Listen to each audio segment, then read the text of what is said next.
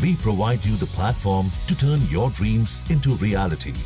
Give wings to your aspirations with KR Mangalam University. खबर नोएडा में 13 अप्रैल को हुई हिंसा और उपद्रव से जुड़ी है। इसके पीछे की अब एक बहुत बड़ी अंतर्राष्ट्रीय साजिश का पर्दाफाश हुआ है। पुलिस और जांच एजेंसियों की तफ्तीश यानी कि जांच पड़ताल में ये सनसनीखेज खुलासा हुआ है कि नोएडा को सुलगाने के लिए झूठी खबरें और नफरती पोस्ट सीधे पाकिस्तान से भेजे जा रहे थे। एक्स यानी ट्विटर की रिपोर्ट के मुताबिक अनुशी तिवारी और मीर इलियास जैसे फर्जी अकाउंट के जरिए 20 लोगों की मौत और 99 लोगों के घायल होने की एक झूठी अफवाह फैलाई गई थी। इन अकाउंट्स का आईपी एड्रेस और वीपीएन लोकेशन पाकिस्तान के पंजाब प्रांत के झेलम शहर में मिला है।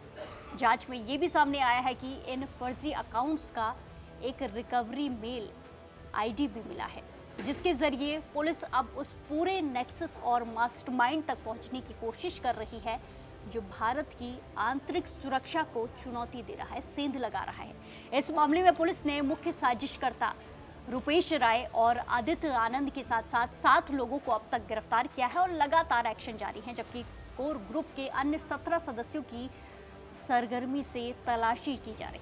चौंकाने वाली बात यह है कि जब आदित्य आनंद को तिरुचिरापल्ली से गिरफ्तार किया गया, उस पर एक्शन देखने को मिला तो वहां उसकी ट्रांजिट रिमांड रोकने के लिए 17 वकीलों की फौज खड़ी हो गई थी। एक बेरोजगार के लिए इतनी भारी कानूनी मदद और फंडिंग ने पुलिस के शक को यकीन में बदल दिया कि ये एक संगठित अपराध है। इसके पीछे कोई सोची समझी साजिश है। एसटीएफ और नोएडा पुलिस अब आरोपियों के रिमांड पर लेकर लखनऊ के एक संदिग्ध संगठन और पाकिस्तान के इस डिजिटल नेक्सस के बीच की कड़ाई को जोड़ने में जुटी हुई है, ताकि नोएडा हिंसा की इस गहरी साजिश की पूरी सच्चाई दुनिया के सामने आ सके। कुल मिलाकर देखा जाए तो नोएडा की ये हिंसा सिर्फ वेतन वृद्धि का विवाद नहीं थी, बल्कि इसे सरहद पार से एक सोची समझी साजिश के तहत हवा दी गई थी। पाकिस्तानी हैंडलर्स ने वीपीएन का इस्तेमाल कर डिजिटल प्रोपेगेंडा चलाया ताकि शहर का माहौल खराब किया जा सके, लोगों को भड़काया जा सके। पुलिस अब उन सभी 24 लोगों के नेटवर्क को खंगाल रही है जिन्होंने जमीन पर इस हिंसा को लीड किया था।